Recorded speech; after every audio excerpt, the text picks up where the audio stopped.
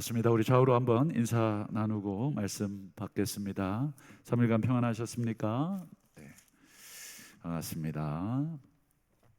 오늘 우리 함께 보신 본문으로 빚진 자에서 상속자로 우리 두 번째 우리 제목으로 함께 또 말씀의 은혜를 잠시 나누겠습니다. 우리 지난 시간에는 우리 빚진 자에 대해서 우리가 잠깐 생각을 해봤는데, 사도 바울이 우리를 빚진 자다 이렇게 정의하고, 빚진 자는 뭐 하면 안 되냐, 육신에게 져서는 안 된다, 그리고 육신대로 살면 안 된다. 육신이 뭐냐? 성경에서 뭐 육신을 여러 가지로 정의하지만 로마서 안에서는 이 죄된 어떤 습성, 본성 이런 걸로 이야기하죠. 그래서 우리 특별히 노아 시대에 하나님께서 영원히 내가 인간들과 함께하지 않겠다 이렇게 선언하신 이유가 있었죠. 이유는 그들이 육신이 됨이니라. 그러니까 노아 시대 사람들이 육신이 됐다는 것은 더 이상 하나님이 함께 하실 수 없을 만큼 너무나 더러웠다. 특별히 유다서에 보면 이 노아 시대 사람들의 행태가 기록되어 있는데, 어떤 모습이었냐면 이 완고한 말, 완악한 말로 하나님을 거슬러 말한다. 이게 노아 시대에 하나님께서 보신 모습인데, 이 노아 시대를 한마디로 정의하면 이 폭력의 시대였다. 폭력의 시대, 물리적인 폭력만 폭력이 아니라 이 언어적인 폭력이 굉장히 강하던 시대. 그래서 어느 시대건 이 말이 강해지면 하나님의 진노가 임한다. 분쟁이 있는 곳에는 말이 강합니다. 특별히 말이 강할 때는 침묵하는 것이 상책인데, 우리 인간들이 어리석죠. 그래서 속에 있는 이 쓰레기들을 다 토해놓고 나서야 후회하게 될 때가 많습니다. 우리 부부싸움 할 때도 여러분 다 쏟아놓고 속이 후련했습니까? 아니면 후회되셨습니까? 후련했다 그러면 정상이 아닌 거죠. 후회가 돼야 정상이죠. 또 자식들에게, 자녀들에게, 또 부모님께 이렇게 우리가 할 말, 못할 말 다 쏟아 놓았을 때 얼마나 가정이 파괴되고 또 관계가 파괴됩니까? 그런 면에서 우리가 하나님께 빚을 졌다 하는 말은 이제 그런 의미입니다. 우리가 육신에게 져서는 안 된다. 육신의 삶을 살아서는 안 된다. 이런 뜻이었습니다. 이제 오늘은 빚진 자에서 이제 상속자로 우리가 완전히 새로운 신분으로 바뀌게 된다 하는 것을 좀 살피면서 말씀의 은혜를 좀 나누려고 합니다. 본문에 보면 우리를 두 가지로 표현합니다. 첫 번째는 우리 14절을 보시면 하나님의 영으로 인도하심을 받는 사람들은 곧 하나님의 아들, 자녀다. 우리가 성령으로 우리가 인도받느냐, 그러면 우리는 하나님의 자녀다. 이게 첫 번째 우리에 대한 설명이고, 두 번째 우리에 대한 설명이 17절입니다. 오늘 보시면 자녀이면 또한 상속자다. 근데 하나님의 상속자고 그리스도와 함께 유업을 나누게 될 상속자다. 그래서 성경에 보면 예수님을 맏형으로, 맏아들로, 그리고 우리는 이제 그 뒤에 있는 동생들로 이렇게 표현한 것도 있죠. 그러니까 우리가 그리스도와 함께 영광을 상속할 그런 위치에 있다. 이게 두 가지입니다. 첫 번째가 우리는 자녀다. 두 번째는 우리는 상속자다. 참 영광스러운 것인데, 여기에서 딱 끝나면 제일 좋은데, 우리가 상속을 받으려면, 상속자가 되려면 반드시 통과해야 될 게 있다. 이게 이제 17절 뒷부분인데요. 한번 보실까요? 자, 우리가 그와 함께 영광을 받기 위해 뭐도 함께 받습니까? 고난. 그러니까 좀 아쉽긴 하지만 여러분, 이 영광의 상속을 받기 위해서는 반드시 통과해야 될 게 뭐예요? 고난. 그래서 오늘 이 문제를 우리가 함께 생각을 해야 됩니다. 그래서 우리의 삶에 당하게 될 고난을 우리는 어떤 관점에서 생각해야 되느냐. 예수 믿는 게 참 고난이 많고 또 예수 믿는 게 힘들어요. 근데 그 고난이 있어야 영광의 자리에 도달한다. 이걸 빼고 싶지만 뺄 수가 없습니다. 이걸 빼면 우리는 그리스도인이 되지를 못한다. 이게 이제 성경의 가르침이죠. 먼저 우리가 해결해야 될 게 하나 있습니다. 아까 우리 17절 보면 영광을 받기 위해라는 말을 사용했잖아요. 영광. 이 영광이라는 게 아마 상속의 영광일 건데 뭘 상속받느냐? 하나님, 우리 천국 가면 하나님이 우리에게 뭘 상속해 주실까요? 우리 부모님들은 자녀들에게 뭘 상속해 주시나요? 대부분은 돈을 상속해 주실 겁니다. 그렇죠? 옛다 아버지의 영광을 상속해 주마. 그러면 자녀들이 할렐루야 그러고 받겠습니까? 이게 뭐야? 단돈 1,000만 원이라도 좀 남겨주시지. 참 여러분이 부모님께 아마 우리 여기 앉아 계신 대부분의 성도님들은 아무 유산도 못 받으신 분들이 대부분이시죠. 우리 부모님 세대는 자식들에게 뭘 남겨두고 이럴 형편이 안 됐습니다. 그저 이제 빚만 안 남겨주시면 다행이고 그렇습니다.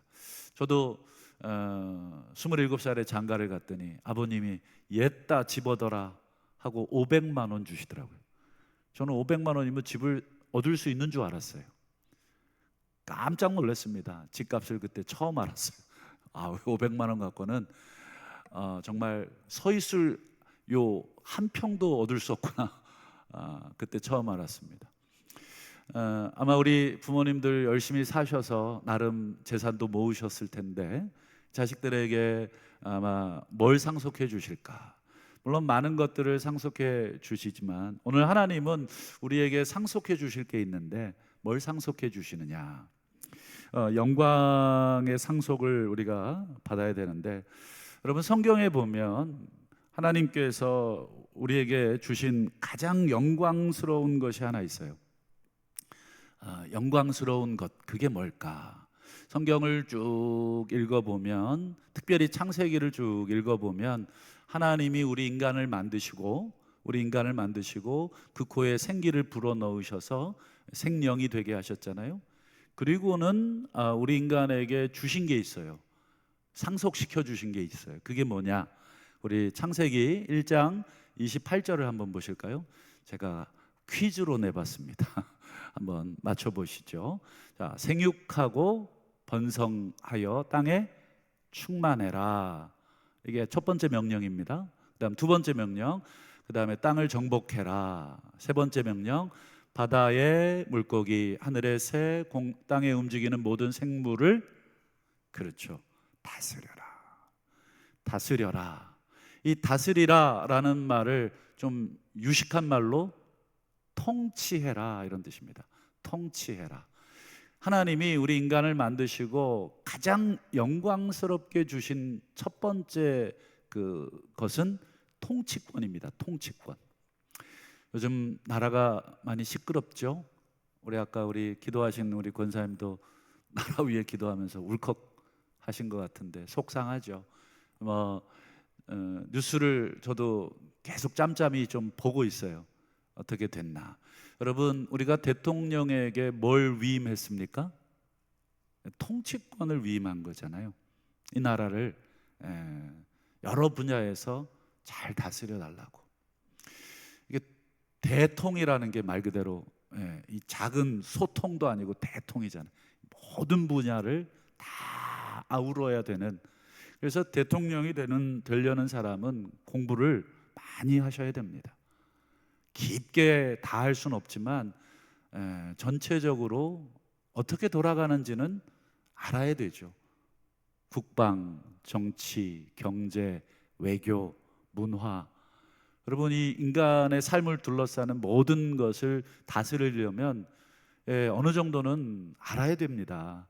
그래야 필요한 사람을 세우는 것이고, 그리고 필요한 사람에게 감시를 해야 됩니다. 그냥 믿거니 맡겨두면 어떻게 됩니까? 그 사람이 무슨 일을 벌일지를 모르는 거잖아요. 그래서 대통령은 끊임없이 국무회의를 통해서 잘하고 있는지 야단도 치고 지시도 하고 책망도 하고, 그래서 혼도 내고 똑바로 하라고, 안 되면 경질입니다. 새로운 인물로 그렇게 하라고 모든 권한을 준 것이죠. 그러면 여러분, 하나님이 우리에게 이 땅을 통치하라고 우리에게 그 영광을 주신 거예요. 이게 굉장히 큰 거죠. 우리 일개 인간에게 여러분 통치권을 위임한 것도 대단한 권세인데, 하늘의 하나님이, 하늘의 통치자가 우리 인간에게 온 세상 만물을 통치하라, 다스려라. 이 대단한 거잖아요. 요즘 국가가 지금 대통령의 직무를 지금 중지시켜야 된다, 탄핵해야 된다. 왜 그렇습니까? 예, 그 역할을 잘 못하니까. 근데 잘못한다고 한 번에 뺏지는 않죠. 지금처럼 위태하게 만들거나 자기에게 준 그 힘을 잘못 사용할 때 국민이 그걸 다시 회수하는 것이잖아요. 그 과정이 고통스럽지만 그렇게 하는 거잖아요. 여러분, 인간에게 하나님이 주신 그 통치권, 그 다스리라는 권한, 그걸 여러분 우리 인간이 잘 했나요? 잘 못했습니다. 우리도 비상계엄을 해서 막 반역을 일으키고 그랬습니다. 그래서 우리에게 주신 그 통치의 권한을 우리는 잃어버린 사람들입니다. 그게 성경의 이야기입니다. 우리가 제대로 하나님이 맡긴 그 위임의 권한을 이 땅에 잘 행사하지 못해서 죄로 인해서 우린 그걸 빼앗긴 존재들이죠. 여러분, 그 잃어버린 통치의 영광을 하나님은 이 성경 전체를 통해서 다시 찾아주시려고 하시는 거예요. 이 성경 전체를 읽어보시면 하나님이 우리 같은 이 벌레 같은 죄인이라는 말도 아깝죠. 우리 인간들은 정말 쓰레기 그 자체, 죄송하지만 그런 인간에게 아들 내어주시고 다시금 주시려고 하시는 게 뭐예요? 그 창세기 1장 28절에 그 통치권을 우리에게 다시 주시려고 이 성경 전체 이야기를 하나님이 써 계시죠. 이건 제 이야기가 아니라 여러분 요한계시록 우리 마지막 우리 22장을 한번 보세요. 그때 보시면 맨 끝에 보세요. 그들이 세세토록 뭐 한다고요? 왕노릇. 이게 창세기 1장 28절입니다. 통치하도록, 다스리도록. 원래 하나님이 인간 만들 때 주셨던 그 영광, 그 통치의 영광을 이제 계시록 22장이면 맨 마지막이잖아요. 창세기 1장이면 맨 처음이잖아요. 이 두 개가 서로 붙어 있는 것입니다. 하나님이 우리에게 주시려고 하는 그 상속, 우리가 상속자인데 우리는 뭘 상속받냐면 돈 이런 거 아니라 뭘 상속받아요? 통치권을 상속받는 거예요. 엄청난 거죠. 우리가 다시 영원토록 이제 통치하게 된, 누구 때문에요? 그게 이제 성경을 잘 읽어보면 누구 때문에 이 통치권이 회복됐는지 그게 나오는 거죠. 바울이 로마서에서 그토록 얘기하고 싶은 그분, 그 예수 그리스도 때문에 이 통치권을 우리에게 다시 주셨다. 그게 자녀이면 상속자다. 이때 이 상속은 그냥 우리가 생각하는 물질의 상속, 명예의 상속, 이런 상속이 아니라 우리에게 이 통치권의 영광스러운 상속, 다시 우리가 하나님이 창조하신 원래의 모습대로 우리가 온 세상을 질서 있게 다스리고 평화롭게 다스리는 그런 통치의 영광. 그러면 오늘 사도 바울이 이 통치권의 영광을 회복받기 위해서 우리가 반드시 통과해야 될 게 있다. 그게 뭐다? 고난이다. 왜 그런지는 모르겠어요. 그러나 성경이 또는 하나님이 그렇게 정해 놓으셨다는 거예요. 왜 꼭 고난을 통과해서 이 영광을 상속하게 만드셨습니까? 이렇게 질문한다 그러면 저는 아무 할 말이 없어요. 왜냐? 저는 하나님이 아니니까. 하나님이 그렇게 정해 놓으셨다. 그게 바로 우리 8장 17절입니다. 한번 우리 같이 한번 이 모든 걸 염두에 두고 8장 17절을 읽어볼까요? 시작. 우리가 그와 함께 영광을 받기 위해. 여러분, 앞에 영광만 너무 보지 마시고 뒤에 고난을 보셔야 됩니다. 이 고난을 통과하지 않으면 절대로 영광의 자리에 갈 수가 없다. 영광을 욕심낼 게 아니라 지금 고난을 욕심내셔야 한다. 사도 바울의 주장은 그것입니다. 그러면 질문, 여러분 어떤 고난을 받아야 됩니까? 베드로전서에 보면 두 종류의 고난이 나와요. 첫 번째는 자기의 잘못으로 인한 고난, 자기의 죄로 인한 고난. 그건 아무짝에도 쓸모없는 고난이에요. 뭐 성격 때문에 당하는 고난, 성질 때문에 당하는 고난, 뭐 자기의 여러 가지 부족함 때문에 자기 스스로 자초하는 고난은 아무런 이 성경에서 말하는 그 영광을 얻기 위한 고난이 아닙니다. 오로지 성경에서 말하는 고난은 복음을 위한 고난, 그리스도를 위한 고난, 그리고 그리스도의 몸된 교회를 위한 고난만이 가치 있는 고난이고 우리가 통과해야 될 고난이다. 그래서 고린도후서 6장 1절을 한번 보실까요? 바울이 이런 말을 합니다. 우리가 하나님과 함께 일하는 자로, 우리는 하나님과 함께 동역하는 사람입니다.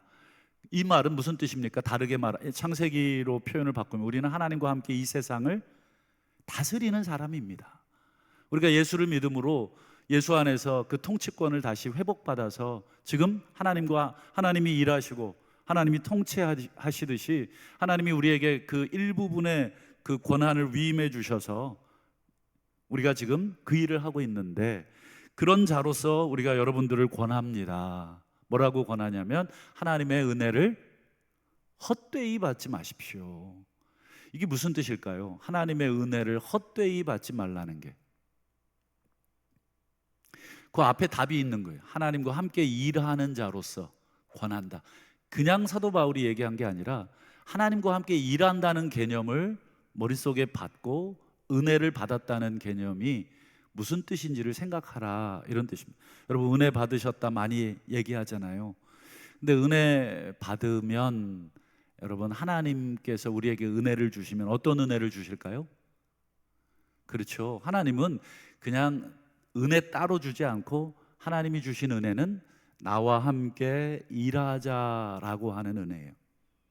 다시 나와 함께 손잡고 일하자, 이런 은혜를 주신다는 거예요. 그래서 은혜를 헛되이 받지 말라는 뜻은 우리가 하나님으로부터 받은 그 은혜가 하나님을 위한 수고, 하나님을 위한 헌신, 하나님을 위한 그 고난으로 이어지지 않으면 내가 은혜를 받았다는 말은 헛된 말이라는 뜻이에요. 여기 설교 시간에 여러분 감동이 좀 와서 이번 말씀은 너무너무 은혜로워, 역시 은혜로워, 그러고는 아무런 헌신으로 이어지지 않는다, 아무런 수고로 이어지지 않는다, 그러면 그 은혜는 헛된 은혜라는 뜻입니다. 헛되이 은혜를 받지 말라. 여러분, 사도 바울이 6장 1절에서 하나님의 은혜를 헛되이 받지 말라고 얘기하면서 그 뒤에 나오는 내용이 뭔지 여러분 고린도후서 6장을 쭉 읽어보면 바울이 헛되이 은혜 받지 마십시오라고 하면서 자기 간증을 얘기합니다. 자기 이야기를 합니다. 사도 바울이 자기 이야기를 제일 많이 하는 성경이 고린도후서예요. 다른 곳에서는 자기 이야기를 잘 안 하지만 고린도후서만큼은 이상하리 많지 자기의 이야기를 너무 많이 하는데, 이 6장 1절 헛되이 받지 마십시오 이 얘기를 한 다음에 어떤 이야기를 하냐면 이런 이야기를 합니다. 우리 6장 4절과 5절 보시면, 제가 빠른 속도로 읽어보면 오직 모든 일에 하나님의 일꾼, 여기도 또 일꾼으로 얘기하죠. 하나님과 함께 다스리는 자로 내가 자천하여 많이 견디고 환난, 궁핍, 고난, 매맞음, 갇힘, 난동, 수고로움, 자지 못함, 먹지 못함, 이 얘기들을 계속합니다. 좋은 거라고 이런 구질구질한 얘기들을 하느냐. 내가 하나님의 일꾼인데 하나님의 일꾼으로 내가 궁핍하고 고난받고 매맞고 갇혔고 뭐 이런 얘기들을 하는 거예요. 하나님의 영광스러운 통치자로서 내가 이렇게 이런 삶을 살았습니다. 왜 이런 이야기를 하는지 아시겠죠?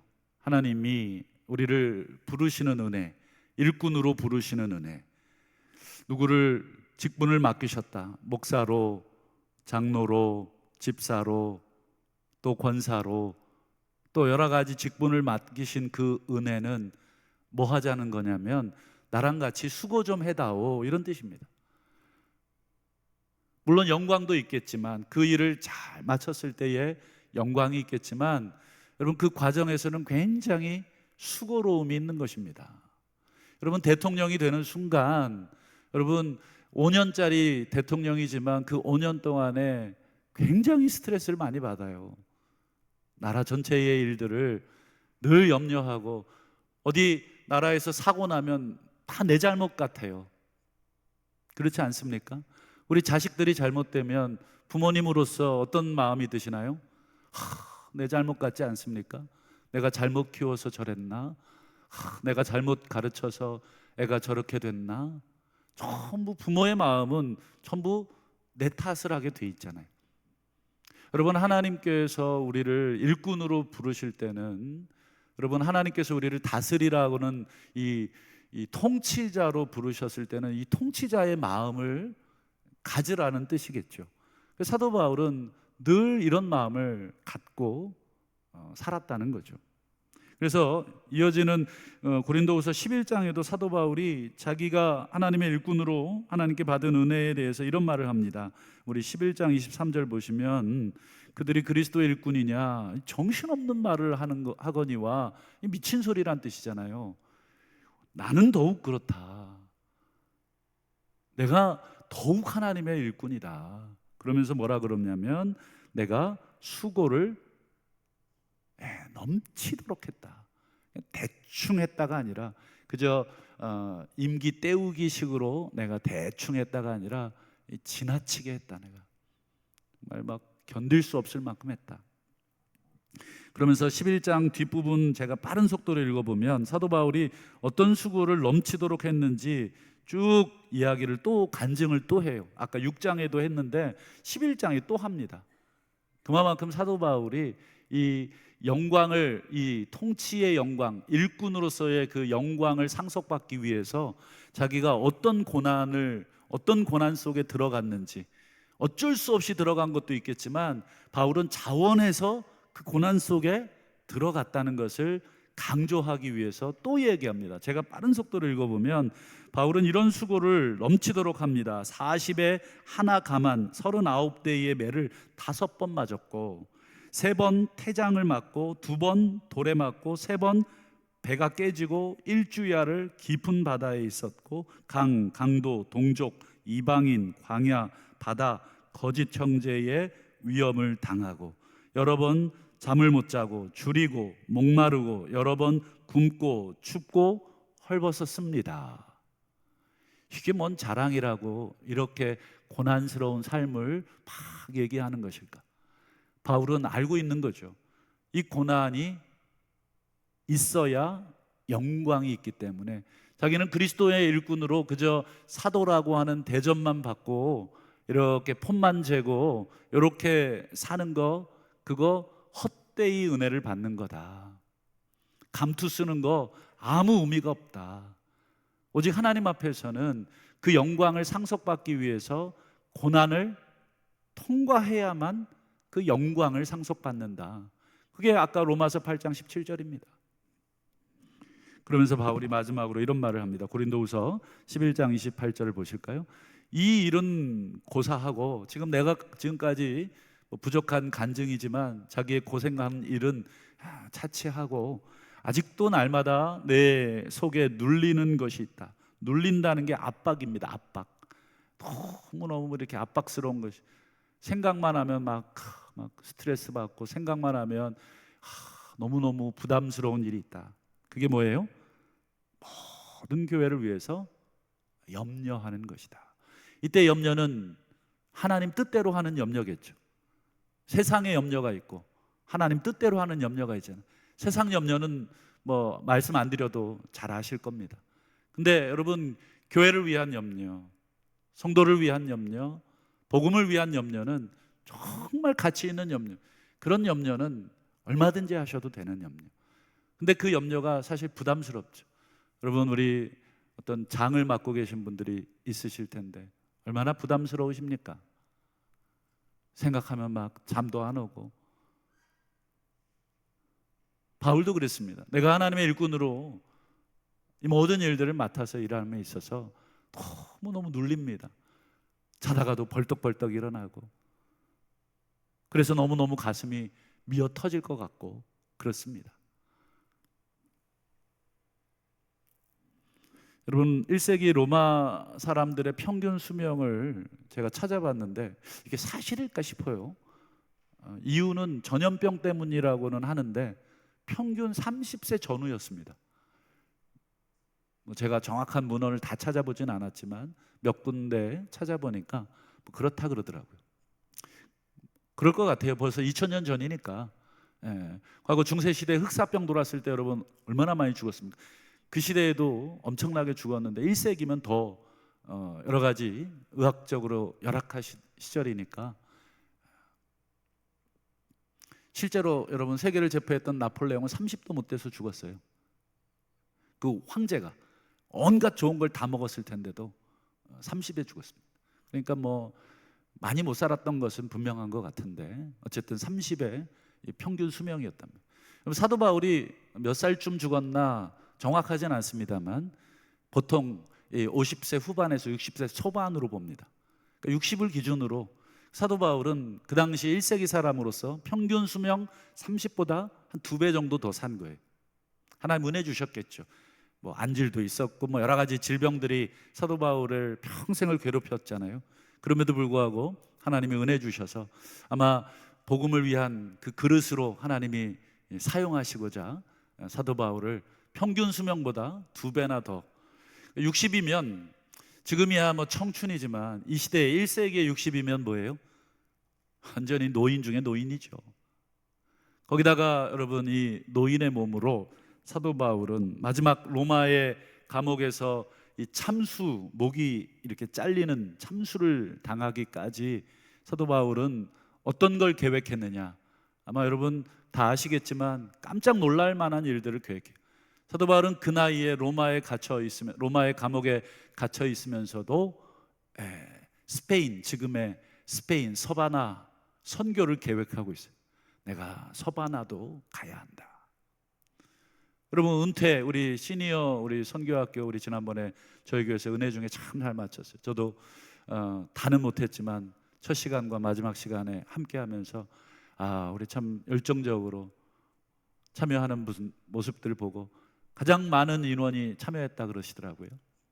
너무너무 감사한 일인데, 어떻게 보면 인생 후반전 다 은퇴하고 이제 내가 모아놓은 연금으로 그저 어디 놀러 다니고 맛있는 거 먹고 손주들 재롱이나 피우는 거 보면서 그렇게 살아갈 인생인데, 주님을 위해서 어떻게 살아야 될지 함께 고민하고 기도하는 그 모습들을 보면서 참 도전을 많이 받았어요.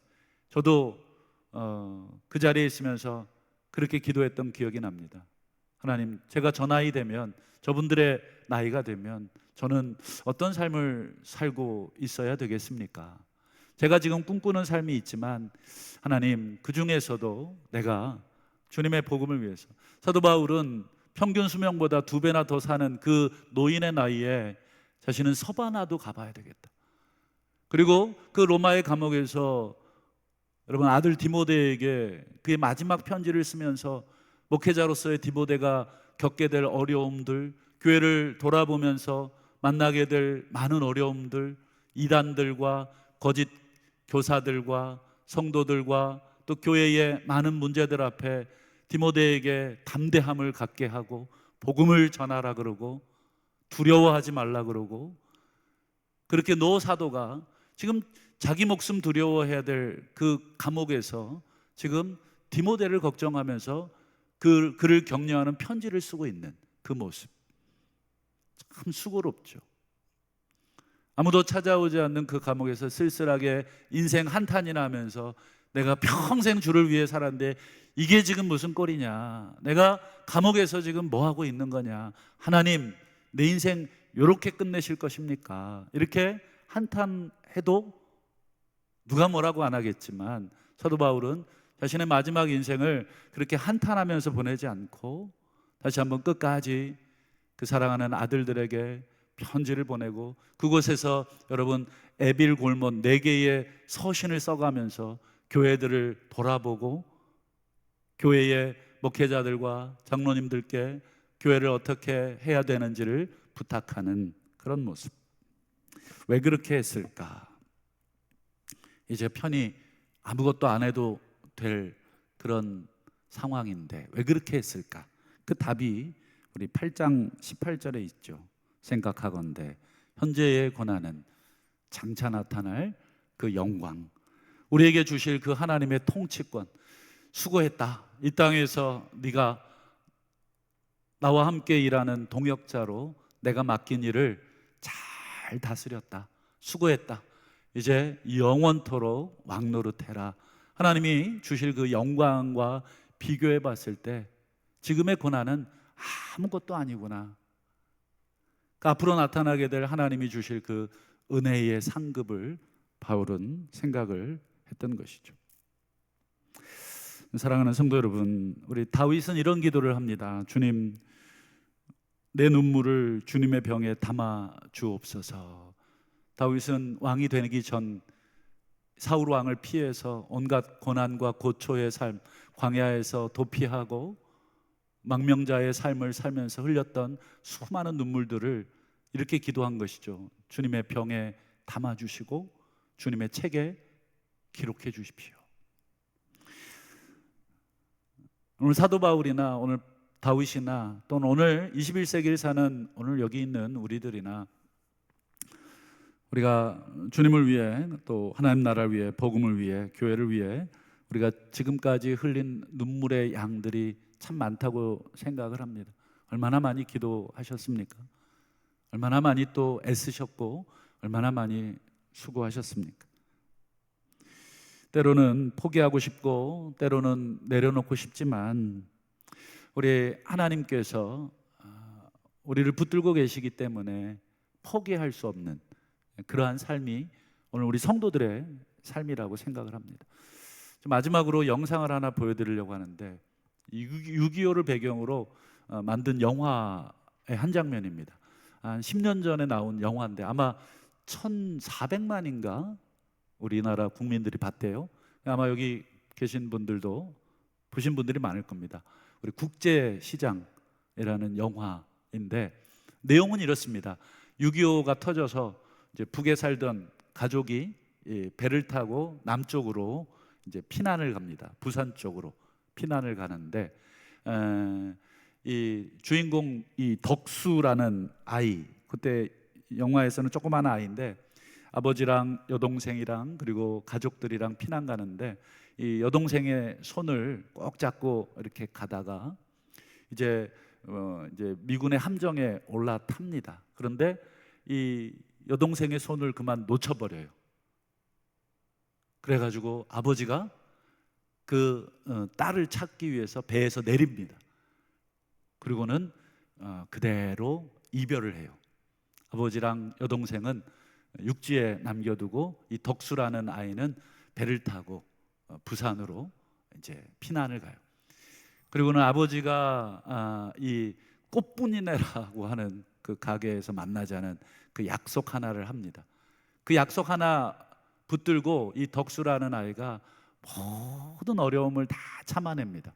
심지어는 우리 여러분 독일로 우리 광부 파독 광부로 일도 가고 이런 모든 역경을 다 지난 다음에 마지막 엔딩 장면입니다. 마지막 엔딩 장면을 한 3분짜리인데 한번 보고 말씀을 맺도록 하겠습니다. 우리 방송실. 아버지, 내 약속 잘 지켰지? 막수이도 찾았고, 이만하면 내 잘 살았지.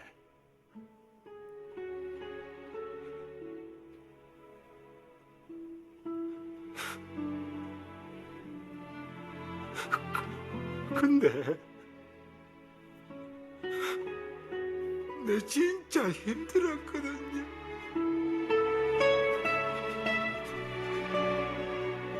울지 말라고, 독수야. 아버지,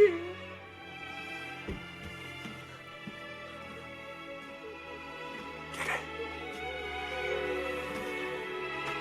네 얼마나 세게 고생했는지 다 안다.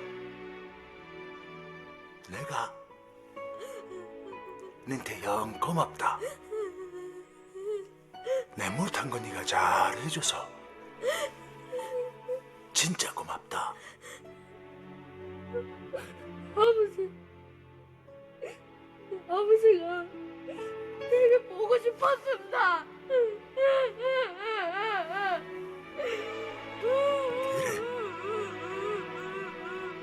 나도 네가 영 보고 싶었다.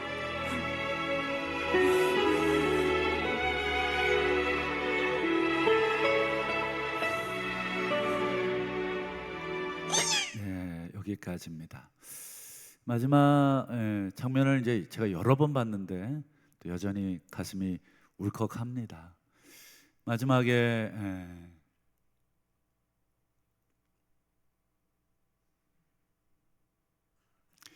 덕수가 얼마나 힘이 들었을까.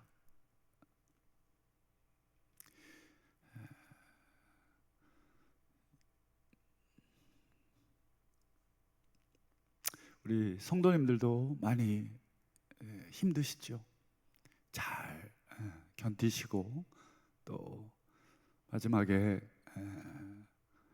우리 하나님 앞에 우리 만날 때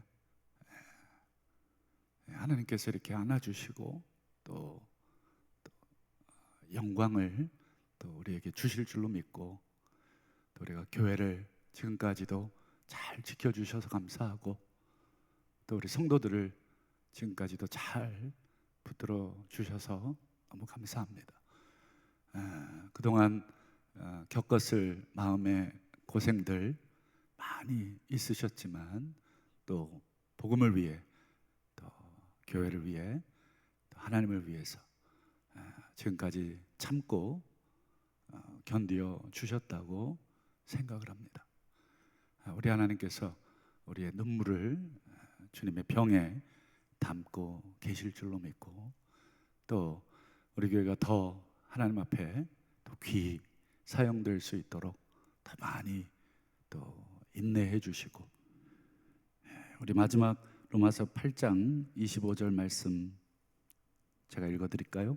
만일 우리가 보지 못하는 것을 바라면 우리 계시록에 약속된 그 영광스러운 통치권 지금 눈에는 우리가 보이지 않지만 하나님이 우리에게 주시겠다 약속하신 그것을 우리가 사모하고 바란다면 참음으로 기다릴지니라.